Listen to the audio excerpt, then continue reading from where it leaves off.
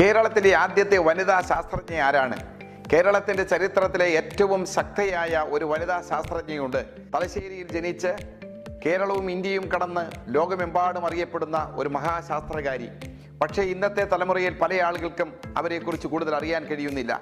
അമേരിക്കയിലെ പൊതു സർവകലാശാലയിൽ നിന്ന് ആദ്യമായി സസ്യശാസ്ത്രത്തിൽ DSc എന്നത് ഡോക്ടറേറ്റ് ഇൻ സയൻസ് എന്നതാണ് ഇന്നത്തെ PhD. 1931 PhD നേടിയ മഹദിക്ക് ഇന്ത്യ രാജ്യം 1957 പത്മശ്രീ നൽകി ആദരിച്ചിട്ടുണ്ട്. മിഷിഗൻ സർവകലാശാല അവർക്ക് സസ്യശാസ്ത്രത്തിൽ ഓണററി ഡോക്ടറേറ്റ് നൽകുകയുണ്ടായി. പൂക്കളുടെ ക്രോമോസോമിനെ കുറിച്ച് പ്രത്യേക പഠനങ്ങൾ നടത്തിയിട്ടുള്ള വിഖ്യാതയായ ശാസ്ത്രകാരിയാണ് EK ജാനകിയമ്മാൾ എന്ന 1897 നവംബർ മാസം 4-ാം തീയതി തലശ്ശേരിയിൽ ജനിച്ച് 1984 ദിവംഗതയായ ഈ മഹദി കേരളം എക്കാലവും ആദരിക്കേണ്ട മഹാപ്രതിഭയാണ്. ഇത്തരം അറിവുകൾക്ക് മാനവീയം സബ്സ്ക്രൈബ് ചെയ്യുക.